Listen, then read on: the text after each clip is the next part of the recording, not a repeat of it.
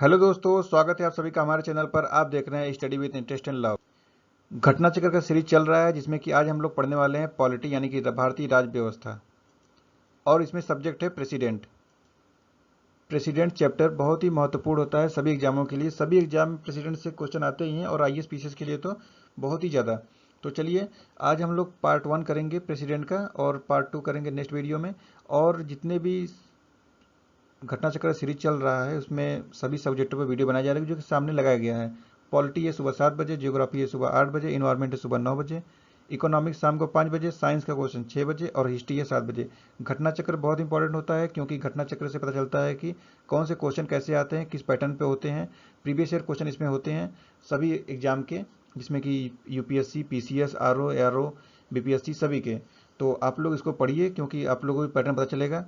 तो चलिए शुरू करते हैं। राष्ट्रपति। तो चलिए इसके नोट्स देखते हैं। भारत का राष्ट्रपति देश का प्रथम नागरिक होता है। अनुच्छेद 52 के अनुसार भारत का राष्ट्रपति होगा। अनुच्छेद 53 के तहत संघ समस्त कार्यपालिका शक्ति राष्ट्रपति में निहित है। इस शक्ति का प्रयोग वह संविधान के अनुसार स्वयं या अपने अधीनस्थ अधिकारियों द्वारा करेगा। अनुच्छेद 54 के अनुसार है राष्ट्रपति का निर्वाचन एक निर्वाचक मंडल द्वारा होता है। राष्ट्रपति के निर्वाचक मंडल में संसद दोनों सदनों यानी राज्यसभा और लोकसभा को निर्वाचित सदस्य और राज्य विधानसभाओं के निर्वाचित सदस्य शामिल होते हैं। 17वें संविधान संशोधन अधिनियम 1992 यानी 1/6/1995 से प्रभावी। दिल्ली और पुदुचेरी विधानसभाओं के निर्वाचित सदस्यों को भी निर्वाचक मंडल में शामिल किया गया। राष्ट्रपति के निर्वाचक मंडल में जम्मू कश्मीर संघ राज्य क्षेत्र की विधानसभा के निर्वाचित सदस्यों को अभी शामिल नहीं किया गया है। हालांकि जम्मू और कश्मीर राज्य के रूप में उसकी विधानसभा के निर्वाचित सदस्य निर्वाचक मंडल में शामिल थे।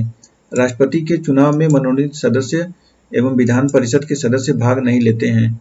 अनुच्छेद 55 का 3 के अनुसार राष्ट्रपति का चुनाव अनुपातिक प्रतिनिधित्व के अनुसार एकल संक्रमणी मत और गुप्त मतदान द्वारा होता है। देखिए क्वेश्चन पूछता है बार बार कैसे होता है राष्ट्रपति का चुनाव, तो एकल संक्रमणी मत प्रेफरेंस पे। राष्ट्रपति चुनाव से संबंधित सभी विवादों की जांच व फैसले का, देखिए राष्ट्रपति का चुनाव विवाद होता है वो उसका फैसला सुप्रीम कोर्ट में होता है और उसका अंतिम होता है। राष्ट्रपति के चुनाव को इस आधार पर चुनौती नहीं दी जा सकती कि निर्वाचक मंडल अपूर्ण है, बताया अनुच्छेद 58। तो इसमें राष्ट्रपति निर्वाचित होने के लिए अर्हताएं: भारत का नागरिक होना, 35 वर्ष की आयु पूरा कर चुका हो, लोकसभा का सदस्य निर्वाचित होने की योग्यता रखता हो, बताई गई है। राष्ट्रपति के चुनाव में नामांकन के लिए उम्मीदवार कम से कम 50 प्रस्तावक 50 अनुमोदक होना चाहिए। देखिए यहाँ पर कौन से राष्ट्रपति कब समय थे तो उनके बारे में बताया गया है, तो इसको आप लोग वीडियो रोकिएगा और पढ़िएगा। हम लोग आगे बढ़ते हैं। जमानत राशि के रूप में 15,000 रुपये जमा करना होता है और यदि उम्मीदवार कुल डाले गए सीटें का 1/6 भाग प्राप्त नहीं होता है तो सिक्योरिटी मनी जब्त कर ली जाती है। अनुच्छेद 56 के अनुसार उसकी पदावधि का उल्लेख किया गया है, जिसे वह 5 वर्ष का होगा। अनुच्छेद 56 की क में है भारत का राष्ट्रपति अपना त्यागपत्र उपराष्ट्रपति को संबोधित करके देता है। उपराष्ट्रपति इसकी सूचना लोकसभा अध्यक्ष को तुरंत देता है। अनुच्छेद 56 के 2 में है भारतीय संविधान अनुच्छेद 57 राष्ट्रपति के पद के लिए किसी व्यक्ति को पुनः निर्वाचन पात्रता निर्धारित करता है, मतलब दोबारा नियुक्त होने के लिए अनुच्छेद 57 में है। 42वें संविधान संशोधन अधिनियम 1976 के तहत राष्ट्रपति के निर्वाचन में जनसंख्या से तात्पर्य वर्ष 1971 की जनगणना द्वारा निर्धारित जनसंख्या से है। 84वें संविधान संशोधन अधिनियम 2001 द्वारा इसे वर्ष 2026 के पश्चात पहली जनगणना के सुसंगत आंकड़े प्रकाशित होने तक के लिए निर्धारित किया गया है।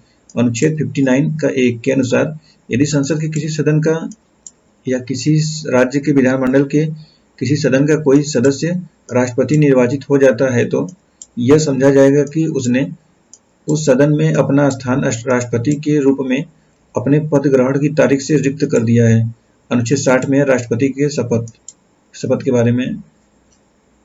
और अब अनुच्छेद यहाँ पे आता है 61, राष्ट्रपति पर महाभियोग लगाया जा सकता है। 61 के 2 में है महाभियोग का आरोप तब नहीं लगाया जाएगा जब तक कि ऐसा आरोप लगाने की प्रस्तावना किसी ऐसे संकल्प में अंतर्विष्ट नहीं है जो कम से कम 14 दिन की ऐसी लिखित सूचना के सूचना को दिए जाने के पश्चात प्रस्तावित किया गया हो। इस प्रकार 14 दिन की अग्रिम सूचना के साथ संकल्प पर सदन की कुल सदस्य संख्या का 1/4 सदस्यों का हस्ताक्षर भी होने चाहिए। तो इस प्रकार इतना है। तो चलिए हम लोग क्वेश्चन को देखते हैं डायरेक्ट। तो यहाँ पे क्वेश्चन आता है, क्वेश्चन नंबर 1 है, निम्नलिखित में से कौन भारतीय गणतंत्र का एक प्रमुख होता है? तो यह होता है भारत का राष्ट्रपति। कथन और कारण है, भारत का राष्ट्रपति ब्रिटिश राजा से भिन्न है क्योंकि भारत के राष्ट्रपति का पद अमेरिका के राष्ट्रपति से मिलता है। तो यहाँ पर सी है, ये सही है परंतु आर गलत है। यहाँ पे भी कथन और कारण है, संघीय कार्यपालिका का मुखिया भारत का राष्ट्रपति होता है क्योंकि राष्ट्रपति की शक्तियों कोई सीमा नहीं है। नहीं, सीमा तो है क्योंकि वो संविधान के अंदर रहेगा। तो इस प्रकार ए सही है, आर गलत है। भारत के राष्ट्रपति अपनी शक्तियों का प्रयोग करते हैं, तो ये करते हैं सीधे अथवा अधीनस्थ अधिकारियों द्वारा। भारत का कार्यपालिका अध्यक्ष कौन होता है? तो ये राष्ट्रपति होते हैं। संविधान के निम्नलिखित अनुच्छेदों में से किस एक के अंतर्गत संघ की कार्यपालिका शक्तियां राष्ट्रपति में निहित है? तो ये है अनुच्छेद 53 में। भारतीय संविधान में समस्त कार्यपालिका शक्तियां निहित होती है तो राष्ट्रपति में होती है। भारतीय संविधान में केंद्रीय सरकार की अधिशासी शक्तियों को किसमें निहित किया गया है? तो ये किया गया है भारत के राष्ट्रपति में। कथन कारण है, संघ की कार्यपालिका शक्तियां भारत के राष्ट्रपति में निहित है, तो यह है क्योंकि कार्यपालिका शक्तियां सरकार का व्यवसाय चलाने से संबंधित है। तो यहाँ पर ए और आर सत्य है किंतु सही व्याख्या नहीं कर रहा है। तो देखिए इस प्रकार है। यहाँ फिर कथन और कारण है, रक्षा बलों का सर्वोच्च कमांड राष्ट्रपति में निहित है क्योंकि प्रधान सेनापति की हैसियत से राष्ट्रपति की शक्तियां विधायी नियंत्रण से स्वतंत्र है। तो इस प्रकार ए सही है लेकिन आर गलत है। फिर चलते हैं, नेक्स्ट है, वह राष्ट्र का प्रतिनिधित्व करता है परंतु राष्ट्र का नेतृत्व नहीं करता है। यह उक्ति निम्न में से किस पर लागू होती है? तो यह होती है राष्ट्रपति पर। भारत में राष्ट्रपति का निर्वाचन किस प्रकार का होता है? तो यह होता है अप्रत्यक्ष मतदान से।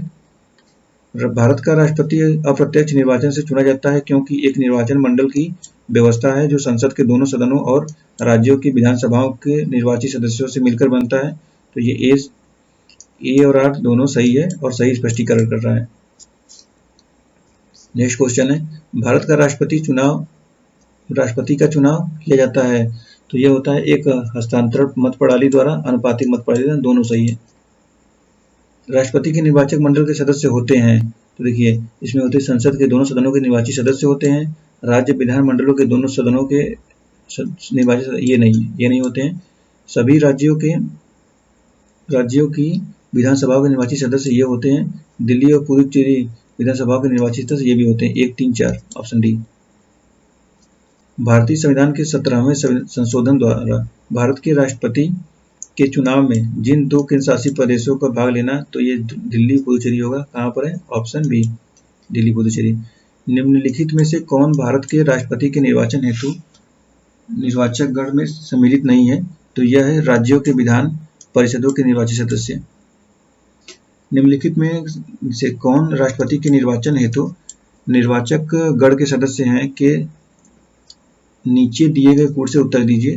तो इसमें देखना है, तो संसद के दोनों सदनों के सभी सदस्य, तो ये सही है। राज्य विधान सभाओं के सभी निर्वाचित सदस्य, ये सही है। संघ राज्य क्षेत्रों की विधानसभाओं के सभी सदस्य, संघ राज्य क्षेत्र के तो सभी नहीं है, बाकी खाली पुदुचेरी है। और सभी राज्यपाल और उपराज्यपाल, तो ये नहीं है।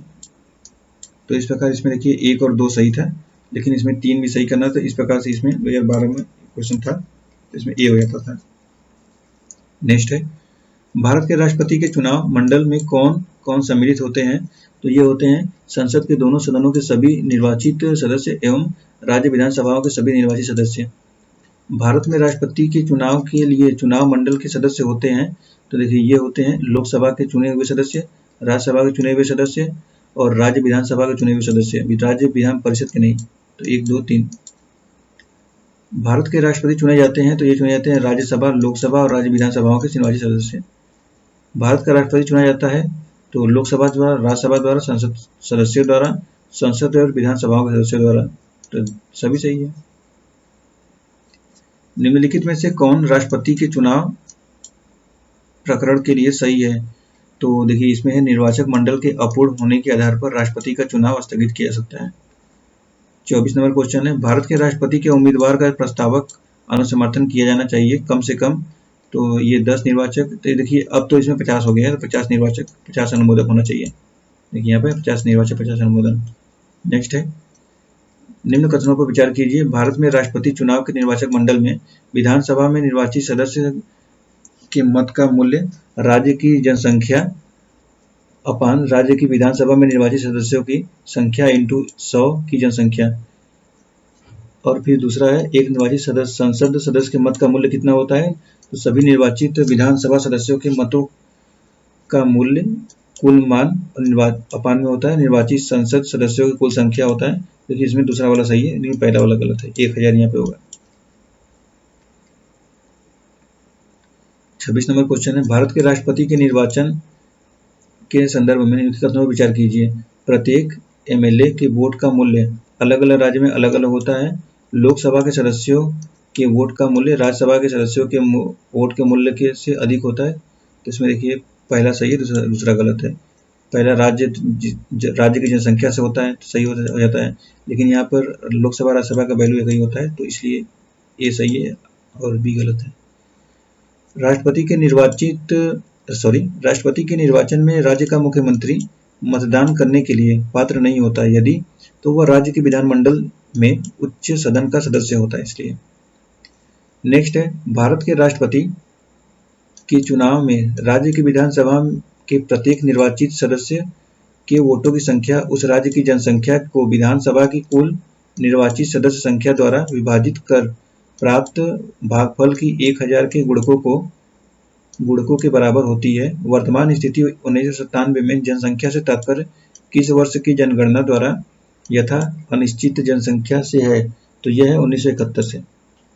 नेक्स्ट क्वेश्चन है, राष्ट्रपति के उम्मीदवार के लिए क्या आवश्यक नहीं है?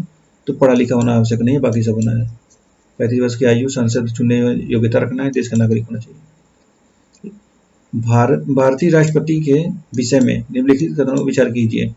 तो इसमें है उसे भारत का जन्मा नागरिक होना चाहिए, तो ऐसा नहीं है, वो तो राष्ट्र अमेरिका में है।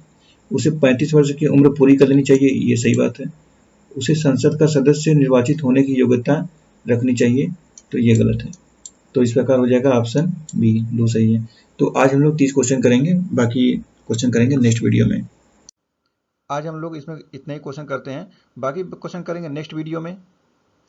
ज़्यादा क्वेश्चन एक ही में करने से वीडियो बड़ा हो जाता है, तो छोटे छोटे वीडियो बनाए जा रहे हैं।